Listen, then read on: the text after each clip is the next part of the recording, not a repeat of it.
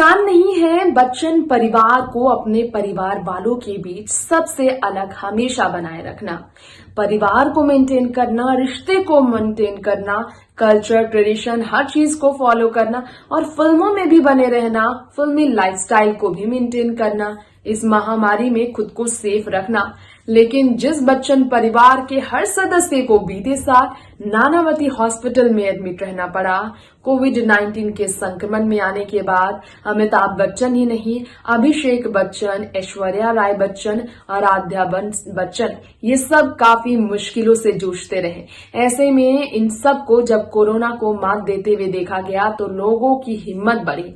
खैर, ये तो हिम्मत बढ़ाने की ही बात है। इसके अलावा आपको बता दें, बच्चन परिवार में कई ऐसे कारनामे हैं अमिताभ बच्चन के जो काफी चर्चा का विषय बने। बच्चन परिवार में अमिताभ बच्चन के कारनामों में एक है जेंडर इक्वालिटी को लेकर बात करना, जिसकी वजह से अमिताभ ने अपनी बेटी और बहू के बीच बराबर की संपत्ति बांटने का ऐलान किया। जी हाँ, जेंडर इक्वालिटी की बात अमिताभ ने की और इसका फैसला लेने के बाद उन्होंने अपने जायदाद के बंटवारे पर भी बात की। हेलो वेलकम फ्रेंड्स, देख रहे हैं आप नेक्स्ट 9 न्यूज। स्वागत है आपका बिग स्पेशल हमारे शो में। जरा देखिए ये स्पेशल रिपोर्ट, जानिए अमिताभ की संपत्ति के हिस्सों के बारे में। आए दिन हम आपको अमिताभ बच्चन के परिवार से जुड़े किस्से सुनाते हैं।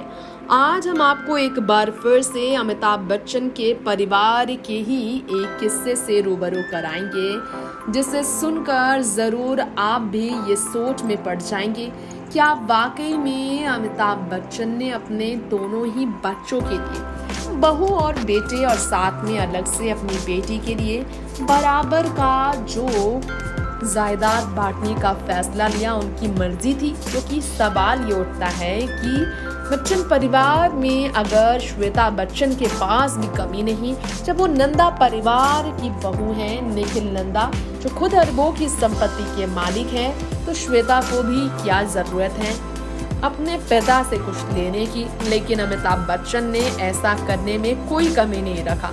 आपको बता दें कि उन्होंने एक स्टेटमेंट दिया था जेंडर इक्वालिटी को लेकर, और उस ट्वीट की आज भी बात होती है क्योंकि अमिताभ बच्चन ने जो ये किया था, लोग ये सोच नहीं पाए थे कि अमिताभ बच्चन ऐसा भी करेंगे। अमिताभ बच्चन ने ट्वीट किया था, वो अपने बेटे और बेटी को खास तौर पर अपने परिवार का न सिर्फ हिस्सा बराबर देने के लिए तैयार हैं, बल्कि साथ ही साथ में उन्हें मान सम्मान और घर पर जिंदगी पर पूरा हक भी देते आए हैं। जी हाँ, अमिताभ बच्चन ने ये डिसाइड किया था, ये पोस्ट शेयर किया था। अमिताभ ने कहा था, When I have decided to give my assets that I shall leave behind shall be shared energy between my all property between my daughter and my son, gender equality hashtag we are equal। Amitabh के इस tweet की काफ़ी तारीफ हुई। उनके इस gender equality वाले tweet के बाद जो है काफ़ी ज़्यादा अमिताभ बच्चन की तारीफ हुई, क्योंकि अमिताभ बच्चन ने ये जो बिगिन किया अपनी इस सोच को, इससे लोगों ने उनकी बहुत तारीफ की। उन्होंने कहा, जब मैं चला जाऊंगा, the assets that I shall leave behind shall be shared equally between my daughter and my son। ये अमिताभ ने कहा था कि वाकई में उनके लिए उनके बेटे और बहू एक बराबर है, बहू और बेटी भी एक बराबर। अगर उनकी बहू उनके घर पर रहती हैं तो उनके बेटी के रहने से भी कोई तकलीफ किसी को नहीं होना चाहिए। अमिताभ बच्चन ने ये कहा था। एक बार उन्होंने कहा, I don't know how others think about me, but if I have to walk the streets, I will, and if I need to stand in a queue at the airport, that's okay। ये अमिताभ बच्चन ने कहा, I write my own blog every day, I do the Twitter every day and the Facebook without a gap, I do everything myself, I load my own photographs, I sometimes take my own videos and post them, so I am this, so I am always like this। Amitabh Bachchan ने ये कहा कि वो जानते हैं कि लोग अपनी अपनी बातें रखना जानते हैं, लेकिन जो बात खुलकर कहने में कोई प्रॉब्लम नहीं, उससे अमिताभ बच्चन हमेशा शेयर करते आए हैं। अमिताभ बच्चन ने ये कहा इक्वालिटी को लेकर कि वो इक्वालिटी को लेकर हमेशा बिलीव करते आए हैं। उनकी जितनी जगह अपने परिवार में है उतनी ही जगह उनकी पत्नी की भी है। तो ऐसी है सोच बच्चन परिवार में अमिताभ बच्चन की। ऐश्वर्या अभिषेक को जितने जायदाद मिलेंगे उनके परिवार में उनकी बेटी यानी कि श्वेता बच्चन को भी उतने ही जायदाद मिलेंगे।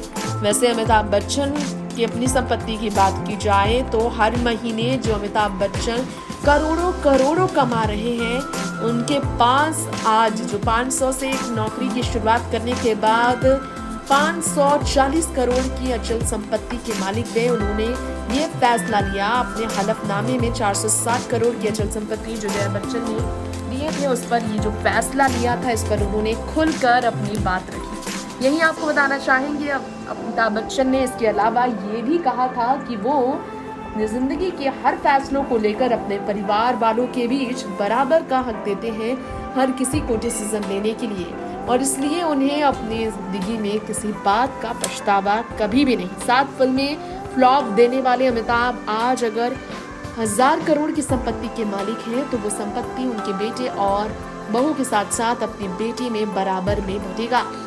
वहीं आपको बताना चाहेंगे अमिताभ बच्चन के इस फैसले की वजह से हर किसी ने उनकी तारीफ की।